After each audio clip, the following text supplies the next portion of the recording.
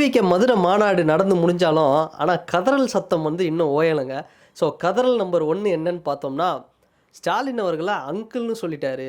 ரொம்ப தப்பாக சொல்லிட்டாரு விஜய் அவர்கள் அப்படின்னு வந்து ஒரு பக்கம் திமுக தொண்டர்கள்லேருந்து எல்லாம் வந்து அப்படியே ரொம்ப கொந்தளிச்சு பேசிகிட்டு இருக்காங்க. ரொம்ப மன வருத்தத்தில் ஆயிட்டாங்களாம். ஏன்னா ஸ்டாலின் அவர்கள் அங்கிள்னு சொல்லி மாமான்னு வந்து சொல்லிட்டாரு அப்படின்னு. நான் ஒன்றே ஒன்று கேட்குறேன்.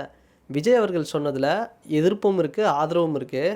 பட் ஆதரவு நிறையவே இருக்குது அப்படின்னு வச்சுக்கோங்களேன். அவர் பேசுனதில் என்ன தப்பு? நான் ஒரே ஒரு வார்த்தை தான். இப்போது இந்திய சுதந்திரம் அடைந்த பிறகு ஜவஹர்லால் நேரு தான் முதல் பிரைம் மினிஸ்டராக ஆகிறார். அப்படிப்பட்ட நேருஜி அவர்களை நாம் நேரு மாமா அப்படின்னு சொல்கிறோம், ஒரு அங்கிள்னு சொல்கிறோம். ஸோ அப்படி சொல்கிறதுல ஸ்டாலின் அவர்கள் அங்கிள் அப்படின்னு சொல்கிற அந்த அங்கிள் அங்கிள் அங்கிள்னு அவர் சொன்ன டோன் வேணால் ஒரு சினிமாட்டிக்காக ஃபன்னியாக இருக்கலாம். பட் அங்கிள்னு சொல்கிறதுல என்ன தப்பு இருக்குது? அதை தான் வந்து நம்ம கேட்குறோம். அவர் பேசுனது தப்பே இல்லையே. விஜய் சார் வந்து சின்ன வயசில் எப்பயாவது ஒரு வாட்டி ஸ்டாலின் சாரை பார்த்துருந்தாலோ என்ன சொல்லியிருப்பார்? அவருக்கும் இவருக்கும் பார்த்தோம்னா விஜய் சாருக்கோட இவருக்கும் ஏஜ் கம்பேர் பண்ணால் அங்கிள் வயசு தான். ஸோ அங்கிள்னு சொல்கிறது என்னவோ வந்து ஒரு பெரிய மாமான்னு சொல்லிட்டார். மாமான்னு சொல்கிறது தப்பே இல்லையே. மாமான்னு சொல்கிறது ஏதாவது தப்பு இருக்கா? இன்றைக்கி எல்லாருமே தலை தலை தலை அப்படின்னு கூப்பிட்டுருப்போம் ஒரு காலத்தில். இப்போவும் தலை தலைன்னு கூப்பிட்றோன்னு வச்சுக்க, வா தலை போ தலை. அஜித் சார் தீனா படத்தில் ட்ரெண்ட் செட் பண்ணார், ப்ரோ அப்படிங்கிற வார்த்தையை. அப்படி சொல்லும்பொழுது தலைவா படத்தில் ட்ரெண்ட் செட் இன்றைக்கி எல்லாருமே வா ப்ரோ வா ப்ரோ, ப்ரோ எப்படி ப்ரோ இருக்கிற அப்படின்றோம். யாருன்னே தெரியாதவங்களோட ப்ரோ அட்ரஸ் கொஞ்சம் சொல்லுங்கள் ப்ரோ அப்படின்றோம். அப்படி விஜய் அவர்கள் செய்கிற ஒரு விஷயமும் ஒரு ட்ரெண்ட் செட்டிங்காக இருக்குது. ஸோ அது மாதிரி தான் இந்த அங்கிள் அப்படிங்கிற வார்த்தை அப்படிங்கிற எனக்கு தெரிஞ்சு ஃப்யூச்சரில் சொல்ல முடியாது. ஸ்டாலின் அவர்களுக்கு இந்த அங்கிள்ன்ற வார்த்தையை ஒரு பெரிய ப்ளஸ் பாயிண்ட்டாக கூட அமையலாம். ஸோ இதை போய் ஒரு பெருசாத்துன்னு அதை எப்படி சொல்லலாம்? மாமான்னு சொல்லிட்டாரே, அங்கிள்னு சொல்லிட்டாரே, எங்களை கலாய்ச்சிட்டாரே அப்படின்னு இதை போய் ஒரு பெரிய விஷயமாக எடுத்துகிட்டு இதை ஒரு கதறலாக்கிட்டு இருக்கீங்க. சரி, கதறல் நம்பர் 2 என்னென்னா, திருமாவளவன் அவர்கள் சொல்கிறாரு, சும்மா கொள்கை எதுவுமே இல்லை, கருத்தியல் இதுதான், கருத்தியலே இல்லையேங்க, ஒன்றுமே இல்லையே, ட்ரையாக இருக்கே, வேஸ்ட்டு அப்படிங்கிற மாதிரி வந்து ஒரு டாக்ஸை வந்து சொல்லியிருக்கிறாரு. என்னென்னா, ஐயா இந்த மாதிரி சொல்கிறவங்களுக்கெல்லாம் ஒன்றே, இதுக்கு மேலே எப்படியா ஒரு மனுஷன் வந்து ஓப்பனாக சொல்லிட்டாருங்க. ஆர்எஸ்எஸ், பிஜேபி எதிரிகள், தாமரையில் தண்ணி ஒட்டாத மாதிரி, எப்படி தண்ணி வந்து தாமரையில் ஒட்டாதோ அது மாதிரி தமிழக மக்களுக்கு வந்து தாமரை மட்டும் எப்படிங்க வந்து இதுவாகும், ஒட்டும், தமிழ் மக்கள் எப்படிங்க ஒட்டுவாங்க தாமரையை அப்படின்னு சொல்லிட்டாரு. இப்போ பிஜேபியை நேரடியாக கிரிட்டிசைஸ் பண்ணியிருக்காரு. எந்த நடிகருங்க ஆர்எஸ்எஸ் அப்படிங்கிற ஒரு வார்த்தையை சொல்கிறதுக்கு கூட வந்து துணிச்சல் அவ்வளோ சீக்கிரம் வராதுங்க. கமல் சார் விமர்சனம் பண்ணியிருக்காரு, விஜய் சார் விமர்சனம் பண்ணியிருக்காரு. ஓகே, இவ்வளோதான். இதை விட ஓப்பனாக இந்த ஃபாசிசம் அப்படிங்கிற விஷயத்தை வேறு எப்படி எதிர்க்க முடியும்? எதிர்ப்பே தெரிவிக்கல, ஒன்றுமே சொல்ல அப்படின்னு. சரி, இன்னொரு பக்கம் இந்த சோஷியல் மீடியாவில் ஏன் நிறைய இஷ்யூஸ் பற்றி விஜய் பேசலை?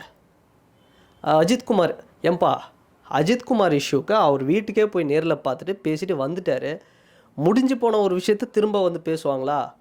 என்ன இது நியாயமா? இது எல்லா விஷயத்துக்கும் வந்து அவர் பேசிட்டு தான் இருக்கார். இப்போ நடந்த நம்ம துப்புரவு பணியாளர்களோட விஷயத்தை அதுக்கும் ஒரு கன்க்ளூஷன், எல்லா விஷயத்தையும் பேசிட்டு தான் இருக்கிறார். ஓகேவா? அதை போயிட்டு விஜய் வந்து அப்படிங்கிற மாதிரி ஒரு வாலண்டரியாக வந்து நீங்கள் சொல்லிட்டு இருக்கிறது, இது எந்த வகையில் நியாயம்? ஸோ இவ்வளோ கதறல்கள் வந்து ஒரு பக்கம் வந்து இன்னமும் கதறிட்டு இருக்காங்க. எனக்கு என்னென்னா, ரோஸ்ட் பிரதர்ஸ்னு ஒருத்தங்க இருக்கிறாங்க. இந்த ரோஸ்ட் பிரதர்ஸ்க்கு வந்து ஆதவ் அர்ஜுனா அவர்கள் சொல்கிறது தான் நம்ம சொல்லணும். ஆதவ் அர்ஜுனா அவர்கள் வந்து ஒரு விஷயம் சொல்லுவார். என்னென்னா, இந்த வேலை இல்லாதவன், நாலேஜ் இல்லாதவன், டேலண்ட் இல்லாதவன், இவங்கெல்லாம் தான் வந்து பார்த்தோம்னா ஏதாவது கிரிட்டிசைஸ், அடுத்தவங்களை அட்டாக் பண்ணி போயிடுவாங்க. இப்படி தான் வந்து ரோஸ்ட் பிரதர்ஸ்னு 2 பேர் வந்து பண்ணிகிட்ருக்குறாங்க. அவங்க என்னவோ வந்து கதறல், மிகப்பெரிய கதறலாக இருக்குது. இப்படி பேசிட்டாரு, என்ன இது, சேரை வந்து இது பண்ணுறாங்க, இதை பண்ணுறாங்க, அதை பண்ணுறாங்க, சேரை வந்து இங்கே கொடுக்கல, உடைச்சிட்டாங்க. இதெல்லாம் ஒரு மேட்ராங்க இது? இதே அதாவது என்னென்னா, ரோஸ்ட் பிரதர்ஸ்க்கு வந்து எவ்வளோ காசு வருதுன்னு எனக்கு தெரியல. இப்போ நாங்களாம் வந்து பார்த்தோம்னா இந்த பேர் தான், இந்த ஜனநாயகன், இந்த தளபதி விஜய் அப்படிங்கிற பேருக்காக தான் பண்ணுறோமே தவிர, 200 வருமா டெய்லி, 500 வருமா, 1000 வருமா, பிரியாணி கிடைக்குமா, இதுக்காகலாம் வரல. ஆட்சி மாற்றம், தமிழக மக்களுடைய ஒரு மிகப்பெரிய மாற்றம் நடக்கணும், நல்லது நடக்கணுன்றதுக்காக மட்டும்தான் தளபதி விஜய் அவர்கள் வந்து சப்போர்ட் பண்ணுறோம். ஓகேவா? அப்புறம் இன்னொரு பக்கம் பாருங்கள், மாநாடு நடந்து விஜய் அவர்களோட ரேம்ப் வாக் வந்து முடிஞ்சு, இது ஒரு மிகப்பெரிய கதறலாக இருக்குது. ரேம்ப் வாக் முடிஞ்ச உடனே எல்லாம் போயிட்டாங்களாம், பாதி பேர் போயிட்டாங்களாம். எங்கே போனாங்க? ஏன் அங்கே தான் இருந்தாங்க. கொஞ்சம் பேர் போனாங்க, நான் இல்லைன்னு சொல்ல. அது ஏன் போனாங்கன்னு தெரியுமா? சரி, ஒரே ஒரு விஷயம் நல்லா புரிஞ்சுக்கிங்க. விஜய் ரசிகர்கள் இருக்காங்க பார்த்தீங்களா, சில பேருக்கு அரசியலே தெரியாது. சில பேருக்கு சின்ன சின்ன பசங்க 18 கம்ப்ளீட் ஆகி இப்போ தான் வந்து ஓட்டர் ஐடியை ஃபஸ்ட்டு வச்சுக்கிட்டு வெயிட் பண்ணிகிட்ருப்பாங்க. சில பேர் 19, 20 வயசில். அரசியல் பெருசாலாம் அவங்களுக்கு வந்து பெரிய லெவல்லாம் வந்து என்ன ஏன் தளபதி நிற்கிறாரு, நான் அவருக்கு தான் ஓட்டு போடுவேன். எதுனானா அவனுக்கு தெரியல. அவனுக்கு ஒன்றே ஒன்று தான் தெரியும்.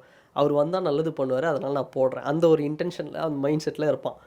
அவங்கெல்லாம் வந்து பார்த்தாங்களா, தளபதியை பார்த்துட்டு கிளம்பிட்டாங்க. ஓகேவா? துண்டை போட்டுக்கிட்டு தான் வந்தாங்க. நிறைய பேர் கொத்து கொத்தாக போயிட்டாங்க. போகிறதுக்கு ஒரு விஷயம் கேளுங்க. ஒரு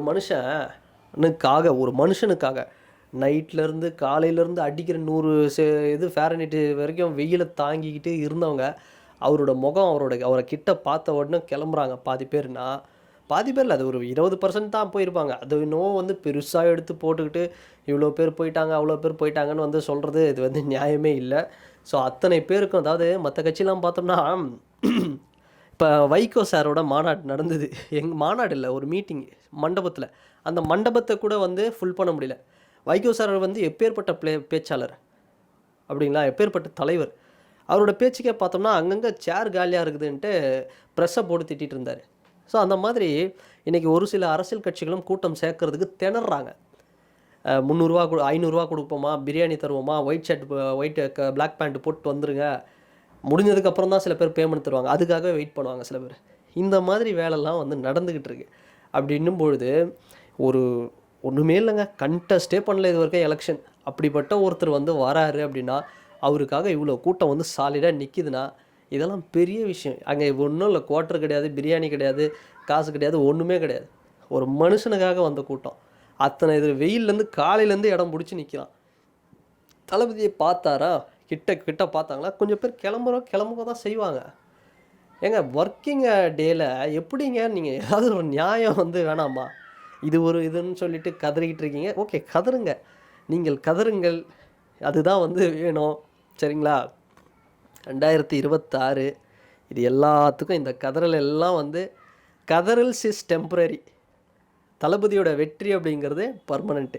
2026 சம்பவம் தரமான செய்கை நடக்கும். ஸோ வெயிட் பண்ணி பாருங்கள்.